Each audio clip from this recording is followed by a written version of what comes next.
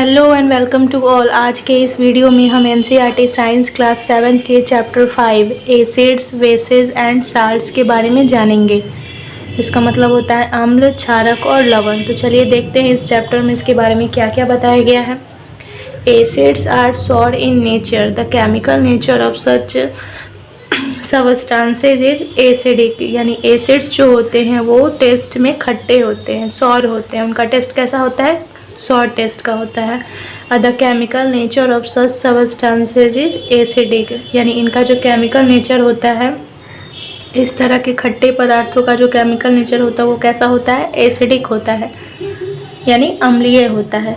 The word acid comes from the Latin word acidi which means sorry.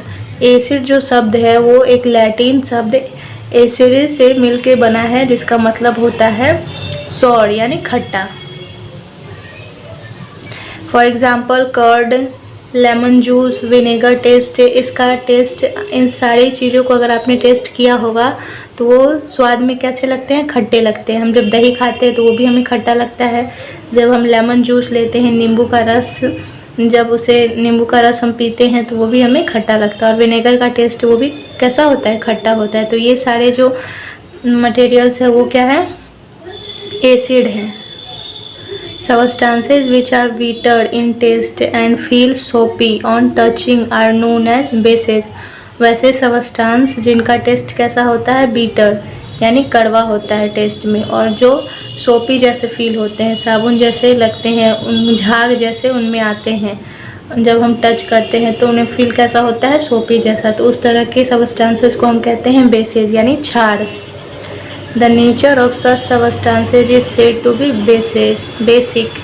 यानी इस तरह के जो सबस्टांसेज होते हैं उसका नेचर कैसा होता है? बेसिक नेचर के होते हैं, यानी क्षारीय नेचर के ये होते हैं।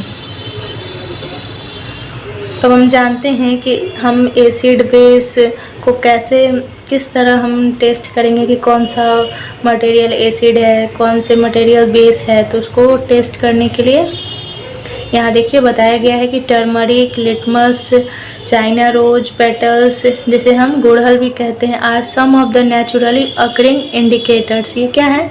कुछ नेचुरली अकरिंग इंडिकेटर्स हैं। These indicators change their colour when added to a solution containing an acidic और अ बेसिक सबस्टांस। ये जो इंडिकेटर है कौन कौन से? Turmeric, litmus, China rose, petals. तो ये इंडिकेटर क्या करते हैं? जब इसके ऊपर एसिड या फिर बेस का सॉल्यूशन डाला जाता है तो ये अपने कलर को चेंज कर देते हैं। तो इसलिए इन्हें क्या कहा गया? इसलिए इन्हें नेचुरल इंडिकेटर कहा जाता है।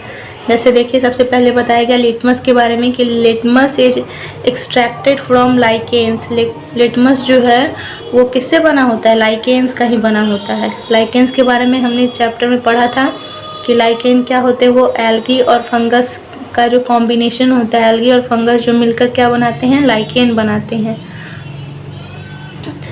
तो litmus is extracted from lichens. Litmus किससे एक्सट्रैक्ट किया जाता है? लाइकेन से किया जाता है। It has a mauve colour in distilled water. जब इसे हम डिस्टिल्ड वाटर में डालते हैं तो इसका कलर कैसा हो जाता है? मॉर्व यानी पर्पल कलर का ये हो जाता है litmus. When added to a acidic solution it turns red and when added to a basic solution it turns blue। तो जब इस लिटमस को हम एसिड सॉल्यूशन में ऐड करते हैं तो इसका कलर कैसा हो जाता है? ये रेड कलर का हो जाता है। और जब हम इसे बेसिक सॉल्यूशन में ऐड करते हैं तो इसका कलर बदल कर कैसा हो जाता है? Blue. It is available in the form of strips of paper और सॉल्यूशन। ये जो लिटमस है ये हमें एक पट्टी के रूप में भी मिलती है, स्ट्रिप्स में भी मिलती है, या फिर सॉल्यूशन के फॉर्म में भी मिलती है। Strips of paper is known as litmus paper. जो लिटमस का स्ट्रिप्स मिलता है हमें उसे हम कहते हैं litmus paper. Strips of paper is known as litmus paper. यानी लिटमस का जो स्ट्रिप्स मिलता है, लिटमस की छोटी छोटी पट्टियाँ मिलती हैं, उसे हम क्या कहते हैं? उस स्ट्रिप्स को लिटमस पेपर कहते हैं। It is available as red and blue litmus paper. ये जो लिटमस है वो किस किस कलर में अवेलेबल है? तो वो अवेलेबल होते हैं रेड कलर में और ब्लू कलर में। तो आपसे पूछा जाएगा कि लिटमस पेपर किस किस कलर में अवेलेबल हैं, तो वो होते हैं रेड कलर में और ब्लू कलर में। यही रेड और ब्लू कलर पे हम जब अपने सॉल्यूशन को डालते हैं एसिड और बेस से सॉल्यूशन को, तो हमें पता चलता है कि वो सही में एसिड है या नहीं है। देखिए कैसे, तो asset turns blue litmus red. जब हम एसिड को ब्लू लिटमस पे डालेंगे तो क्या होता है, जो ब्लू लिटमस होता है वो रेड कलर में टर्न हो जाता है, यानी रेड कलर में बदल जाता है। और जब हम बेस को यानी क्षार को जब रेड लिटमस पे डालते हैं तो वो रेड लिटमस किस में बदल जाता है, ब्लू में। Substances which are neither acidic nor basic are called neutral.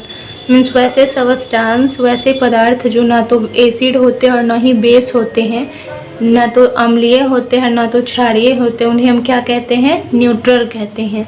Basic solution turned turmeric into red colour.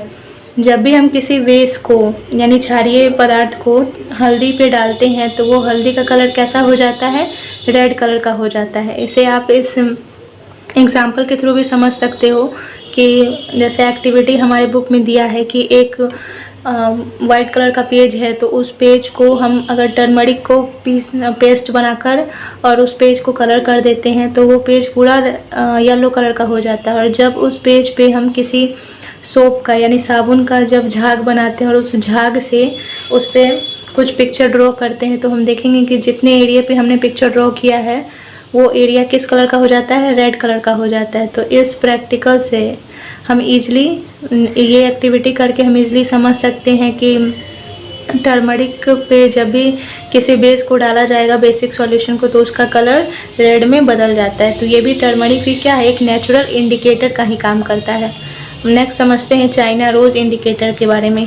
China rose indicator turns acidic solution to dark pink and basic solution to green. China rose को जब paste बनाया जाता है और उस paste को distil water में mix कर दिया जाता है और उस डिस्टिल वाटर में जब एसिड सॉल्यूशन को मिलाते हैं तो वो वाटर पिंक कलर का अगर चेंज हो जाता है तो इससे हमें पता चलता है कि वो सॉल्यूशन एसिड है।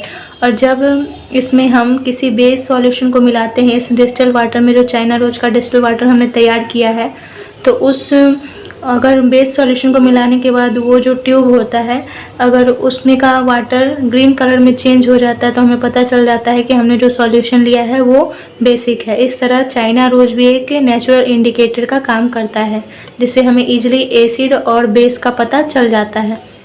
The rain containing excess of acid is called an acid rain. वैसा रेन जिसमें एक्सेस अमाउंट में एसिड पाया जाता है उस रेन को कहा जाता है एसिड रेन। हम जो देखते हैं, अभी हमने कुछ ही दिनों पहले खबर में भी सुना होगा कि हमारा जो ताजमहल है उसकी चमक धीरे धीरे ख़त्म होते जा रही है। तो ऐसा क्यों हो रहा है? ऐसा हो रहा है इस एसिड रेन के कारण। देखिए अब ये एसिड रेन में कौन कौन सी गैसेस मिलती हैं जिसके कारण हमारा जो मार्बल है या ताजमहल है या फिर बड़े सुंदर सुंदर मकानें हैं वो धीरे धीरे ख़राब हो रही हैं। The rain becomes acidic because carbon dioxide, sulfur dioxide and nitrogen dioxide dissolve in rain drops to form carbonic acid, sulfuric acid and nitric acid respectively। तो देखिए ये जो रेन है वो एसिडिक क्यों हो रहा है, इसके पीछे का एक कारण है क्योंकि कार्बन डाइऑक्साइड, सल्फर डाइऑक्साइड और नाइट्रोजन डाइऑक्साइड जो गैसेज हैं, इस नाइट्रोजन डाइऑक्साइड को हम क्या कहते हैं कि which are release into the air as pollutants. ये जो नाइट्रोजन डाइऑक्साइड गैस है वो हमारे एटमॉस्फेयर में, एयर में पॉल्यूटेंट्स के रूप में रिलीज होता है, जो जाकर ये सारी जो गैसेज है कार्बन डाइऑक्साइड, सल्फर डाइऑक्साइड और नाइट्रोजन डाइऑक्साइड, ये सारी गैसेज जाकर हमारे रेन ड्रॉप्स में डिज़ोल्व हो जाती हैं, घुल जाती हैं और उसके बाद ये फॉर्म करती है कार्बोनिक एसिड का, सल्फ्यूरिक एसिड का और फिर नाइट्रिक एसिड का। तो ये सारे एसिड के जब बन जाती हैं उस ड्रॉप्स में जाकर मिल जाती हैं तो वही ड्रॉप्स जब हमारी धरती पे आती है तो वो कौन सी रेन कहलाती है, एसिड रेन कहलाती है, क्योंकि इसमें तो एसिड मिक्स हो गया। कौन कौन सा एसिड मिक्स हुआ? Carbonic acid, sulphuric acid and nitric acid. ये कार्बोनिक एसिड, सल्फ्यूरिक एसिड और नाइट्रिक एसिड कैसे बनता है? तो जैसा कि हमने ऊपर में जाना, कार्बोनिक एसिड बनता है कार्बन डाइऑक्साइड से, सल्फ्यूरिक एसिड बनता है सल्फर डाइऑक्साइड से और नाइट्रिक एसिड बनता है नाइट्रोजन डाइऑक्साइड से। तो इस तरह ये जो गैसेज हैं हमारे रेन को भी इफ़ेक्ट कर रहा है। हमारा जो रेन है यानी हमारी जो वर्षा होती है उसे अम्लीय वर्षा यानी एसिड रेन के रूप में कन्वर्ट कर देती है ये सारी गैसेज, जो हमारे लिए भी हार्मफुल है और हमारे जितने भी मॉन्यूमेंट्स हैं, हमारे एनवायरनमेंट में जितने भी जीव जंतु रहते हैं उनके लिए भी ये बहुत ज़्यादा हार्मफुल है। देखिए इससे क्या क्या होता है। तो acid rain can cause damage to buildings, historical monuments, plants and animals. Acid rain के कारण जितनी भी बिल्डिंग्स है वो डैमेज हो रही है। हिस्टोरिकल मॉन्यूमेंट्स हैं जिस तरह हमारा ताजमहल, रेड फोर्ट, ये सारे क्या है हिस्टोरिकल मॉन्यूमेंट्स हैं, तो वो भी डैमेज हो रहे हैं। हमारे प्लांट्स और हमारे एनिमल्स भी इस एसिड रेन के कारण डैमेज हो रहे हैं। अब हम एक और इंडिकेटर के बारे में जानते हैं जिसे कहा जाता है फिनोप्थिलीन। तो when the solution is basic phenolphthalein gives a pink colour. जब सॉल्यूशन बेसिक होता है तो फिनोप्थिलीन जो है वो पिंक कलर में चेंज हो जाता है। फिनोप्थिलीन हमें पिंक कलर देता है। On the other hand when the solution is acidic, और जब सॉल्यूशन एसिडिक होता है, अम्लीय होता है, तो फिनोप्थिलीन में जब उसे मिक्स करते हैं तो फिनोप्थिलीन किस कलर का हो जाता है, फिनोप्थिलीन कलरलेस हो जाता है। तो इस तरह ये फिनोप्थिलीन जो है वो एक नेचुरल इंडिकेटर का भी काम करता है। चलिए नेक्स्ट क्या दिया है कि the reaction between an acid and a base is known as neutralisation. मतलब ऐसा रिएक्शन जो एसिड और बेस के बीच में होता है उस रिएक्शन को क्या कहा जाता है, न्यूट्रलाइजेशन कहा जाता है। अभी तक तो हमने पढ़ा था कि जब नेचुरल इंडिकेटर में एसिड को मिलाते हैं तो ये कलर मिलता है, जब नेचुरल इंडिकेटर में बेसिक को मिलाते हैं तो ये कलर मिलता है। लेकिन जब हम एसिड और बेस दोनों को जब एक साथ मिलाएंगे, जब दोनों के बीच में रिएक्शन कराएंगे एसिड और बेस के बीच में, तब क्या होगा, तो तब जो हमें प्रोडक्ट प्राप्त होगा वो क्या हो जाएगा, न्यूट्रलाइज हो जाएगा। Salt and water are produce in this process with the evolution of heat. यानी इस प्रोसेस में जो न्यूट्रलाइज हो जाता है तो उस प्रोसेस में हमें क्या प्रोडक्ट मिलता है, तो उस प्रोसेस में हमें साल्ट और वाटर प्रोडक्ट के रूप में मिलते हैं और साथ ही साथ हीट भी उससे रिलीज होता है। इसको हम इस इक्वेशन के थ्रू भी समझ सकते हैं कि जब एसिड और बेस को जब मिक्स किया जाता है तो हमें साल्ट, वाटर और साथ साथ हीट भी इसमें इन्वॉल्व होते हैं। देखिए समझिए इस इक्वेशन को। हम जानते हैं कि जब हम एसिड और बेस को मिक्स करते हैं तो हमें साल्ट मिलता है। साल्ट का क्या होता है सिंबल, साल्ट को हम NaCl यानी सोडियम क्लोराइड भी कहते हैं। तो ये जो सोडियम क्लोराइड है वो हमें किस तरह मिलता है, तो जब हम हाइड्रोक्लोरिक एसिड यानी HCl और सोडियम हाइड्रोक्साइड यानी NaOH को जब मिक्स करते हैं तो हमें प्रोडक्ट मिलता है सोडियम क्लोराइड यानी NaCl प्लस वाटर। ये जो सोडियम क्लोराइड हमें मिलता है NaCl वही क्या होता है, नमक होता है। तो हमें इस तरह नमक प्राप्त होते हैं। नेक्स्ट क्या है कि as we know HCl is found in our stomach which helps us to digest food. जैसा कि हमने प्रीवियस चैप्टर में पढ़ा था कि HCl जो है वो हमारे स्टमक में प्रेजेंट होते हैं और ये HCl क्या करते हैं, हमारे फूड को डाइजेस्ट करने में हेल्प करते हैं। But too much of acid in the stomach causes indigestion. लेकिन जब ये एसिड हमारे स्टमक में टू मच यानी बहुत ज़्यादा हो जाते हैं तो इससे क्या होता है, हमारे स्टमक में दर्द होने लगता है और हमें इनडाइजेशन भी होने लगता है यानी अपचन होने लगते हैं। To relieve indigestion we take an antacid such as milk of magnesia. तो ये जो इनडाइजेशन होते हैं, अपचन होते हैं, उससे रिलीफ पाने के लिए हम क्या लेते हैं, एंटासिड लेते हैं जिसे हम मिल्क ऑफ मैग्नीशिया भी कहते हैं। तो विच कंटेन्स मैग्नीशियम हाइड्रोक्साइड, तो जिसमें क्या पाया जाता है, मैग्नीशियम हाइड्रोक्साइड होता है। It न्यूट्रलाइजेज the effect of excessive acid. तो ये मैग्नीशियम हाइड्रोक्साइड जो है जैसे ही हमारे स्टमक में जाता है तो जब हमारे स्टमक में तो HCl यानी ये एसिड बढ़ जाता है जिसके कारण ही हमें इनडाइजेशन होता है और हमें पेन होता है। तो जैसे ही हम मैग्नीशियम हाइड्रोक्साइड के टैबलेट को लेते हैं, एंटासिड को लेते हैं, तो वो क्या करता है, वो एसिड को न्यूट्रलाइज कर देता है। It न्यूट्रलाइजेज the effect of excessive acid. ये एसिड को न्यूट्रलाइज कर देता है जिससे हमें स्टमक जो है, हमारा स्टमक में जो पेन होते रहता है वो रिलीफ हो जाता है और हमें दर्द से राहत मिलती है। नेक्स्ट क्या दिया है कि ant bite. When an ant bites it injects the acidic liquid formic acid into the skin. हम जानते हैं कि एंट्स जो है वो कौन सा एसिड रिलीज करती है? फॉर्मिक एसिड रिलीज करती है। तो जब भी हमें एंट काटती है, एंट बाइट करती है, तो वो हमारे स्किन पे क्या इंजेक्ट कर देती है? फॉर्मिक एसिड इंजेक्ट कर देती है। The effect of the acid can be neutralised bye rubbing moist baking soda. तो इस एसिड को हम किस तरह न्यूट्रलाइज कर सकते हैं? तो जब हम जिस एरिया में हमें एंट ने काटा है, अगर उस एरिया पे हम बेकिंग सोडा को रब करेंगे तो उससे क्या होगा? ये जो एंट का काटा हुआ जो फॉर्मिक एसिड है वो न्यूट्रलाइज हो जाएगा। या फिर उसके अगर बेकिंग सोडा नहीं है तो हम कैलेमाइन सॉल्यूशन भी ले सकते हैं, विच कंटेन्स जिंक कार्बोनेट। इस कैलेमाइन सॉल्यूशन में क्या पाया जाता है? जिंक कार्बोनेट होता है, तो वो भी इस फॉर्मिक एसिड को न्यूट्रलाइज कर देगा। अब है क्या? Soil treatment. तो सॉइल ट्रीटमेंट के बारे में क्या दिया है, चलिए हम ये भी जान लेते हैं। तो excessive use of chemical fertilisers makes the soil acidic. जब हम अपने मिट्टी में एक्सेस यूज करते हैं किसी भी केमिकल को, तो उससे क्या होता है? हमारा जो सॉइल होता है वो क्या हो जाता है? एसिडिक हो जाता है। Plants do not grow well when the soil is either too acidic और टू बेसिक।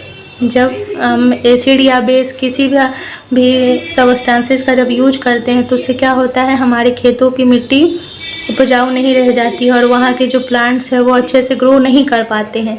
तो when the soil is too acidic it is treated with bases like quick lime या slaked lime.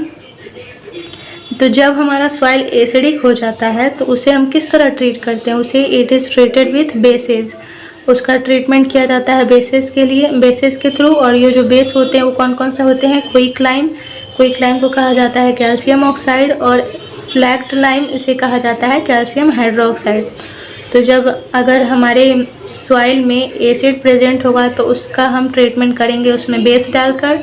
If the soil is basic organic matter compost is added to it. और जब हमारा soil basic हो जाता है यानी हमारी मिट्टी जब क्षारीय हो जाती है तो उसमें एक ऑर्गेनिक मैटर जैसे हम कंपोस्ट को ऐड कर देते हैं, तो organic matter released acids which न्यूट्रलाइजेज the basic nature of the soil. तो ये जो ऑर्गेनिक मैटर है वो एसिड रिलीज करता है जिससे हमारी जो मिट्टी होती है उसमें बेस होता है, और ये जब हम एसिड डालेंगे तो उससे क्या होगा? हमारा जो सॉइल है उसमें ये दोनों आपस में रिएक्शन करके न्यूट्रलाइज हो जाएंगे जिससे हमारी मिट्टी को उपजाऊ बना देंगे। अब नेक्स्ट क्या है कि the factory wastage are neutralised by adding basic substances. तो हम जानते हैं कि जितने भी फैक्ट्री के वेस्ट होते हैं यानी फैक्ट्री से जो कचरा निकलता है तो उसे बड़ी बड़ी नदियों तालाबों में दहा दिया जाता है, उसे बड़ी बड़ी नदियों तालाबों में फेंक दिया जाता है। तो इससे क्या होता है? उस नदी तालाब के पानी प्रदूषित हो जाते हैं, पॉल्यूटेड हो जाते हैं। तो उस जो भी वेस्ट निकलते हैं तो इसको रोकने के लिए कि उस नदी तालाब का पानी प्रदूषित ना हो, इसलिए वो जो वेस्ट निकलते हैं फैक्ट्री से वो ज़्यादातर एसिड फॉर्म में ही होते हैं। तो उसे जब बेस के साथ मिलाया जाता है और उसे न्यूट्रलाइज कर दिया जाता है, तो इस तरह हम इस फैक्ट्री वेस्ट को भी न्यूट्रलाइज कर सकते हैं और अपने नदी तालाबों में रहने वाली जानवरों को, पौधों को भी सुरक्षित रख सकते हैं। आई होप आपको इस वीडियो से बहुत सारी जानकारी मिली होगी। अगर एनसीईआरटी साइंस के अदर वीडियोज़ को भी आप देखना चाहते हैं, उसके चैप्टर्स को समझना चाहते हैं, तो आप मेरे इस चैनल को ज़रूर सब्सक्राइब कीजिए और उसके प्लेलिस्ट में जाकर सारे वीडियोज़ को देखिए। और इस चैनल को शेयर भी कीजिए, हमारे वीडियोज़ को भी शेयर कीजिए और हमें सपोर्ट कीजिए। Thank you.